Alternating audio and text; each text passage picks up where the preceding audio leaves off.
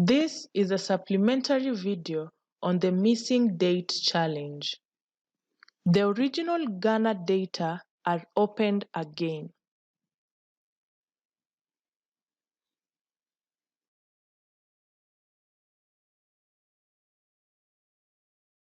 These data have a few gaps in the dates, and the challenge is to find where they are. As an objective, suppose the data management team in Ghana Met have asked for a short report. They request details of the positions of these gaps so they can check their data. The date gaps can be filled as we showed in the main video. Then, the Climatic Check Data Inventory dialog can be used to find all the missing months. But that does not distinguish between where just the elements are missing and those where the dates are missing as well. So, here we investigate the positions of the date gaps at the start of the analysis. With R-Instat, the simple climatic data tasks are all collected within the climatic menu. But the tutorial videos showed the ordinary menus are also available and they are needed now. R-Instat, well, it is R really, has a very powerful calculator. The data are daily and so they usually advance by 1 day for each row of data. Hence, we look for the difference between successive date values to see when the change is more than 1 day. In Prepare Calculator, use the transform keyboard and the function called diff as shown. Then, insert the date variable and save the result just next to the date variable.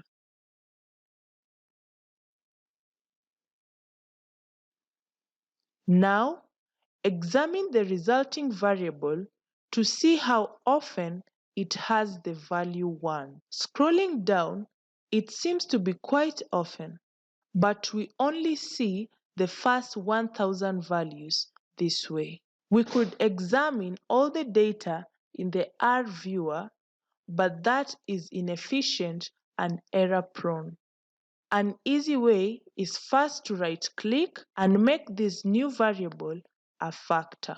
Then, right-click again from this variable, use level/labels, and see what values it takes. The jump is almost always 1 except for 6 rows of data. The negative value is when the data move to the second station.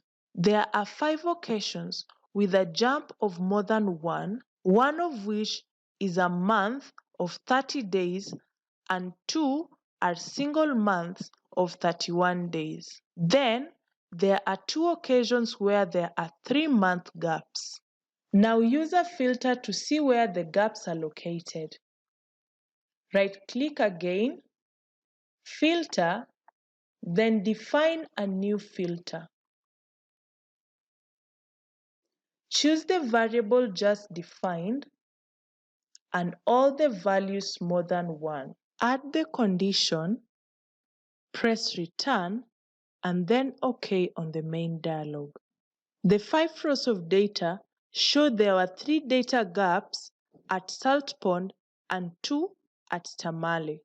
The values shown here are each the first date after the gap. So, the first gap at Salt Pond was for 3 months and just before the start of 1950.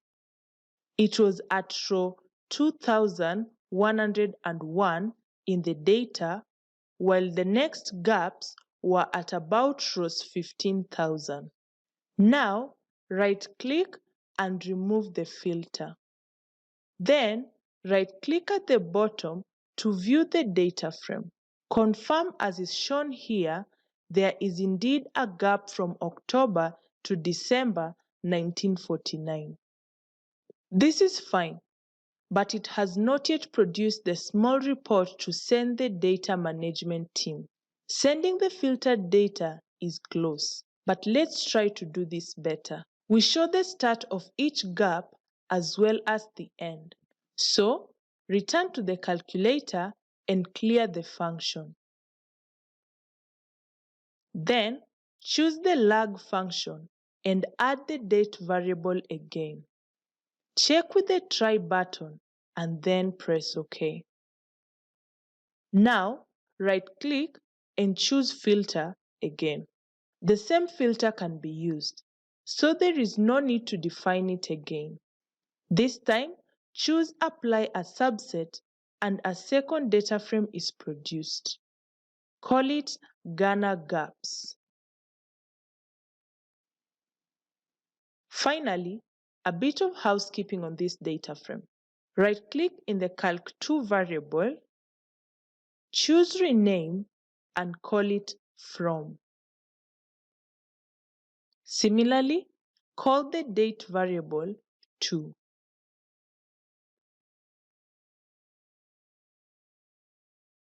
The calc1 variable is just one day more than the number of days for the gap. So, return to the calculator, change to this data frame, subtract 1 from calc1, putting the answer into a variable called length days or perhaps gap days if you prefer.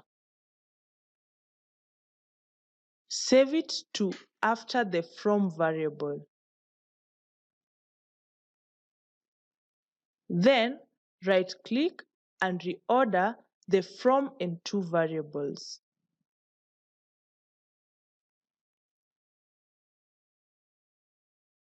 Then delete the data frames as they will be confusing here.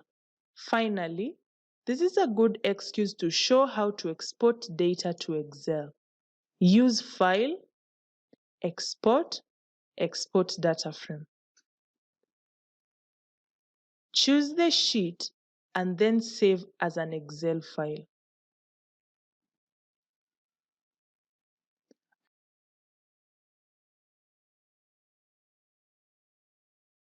And here it is in Excel, ready to become part of your report. We hope you liked the challenge. It has also served to introduce a few more features of R-Instat.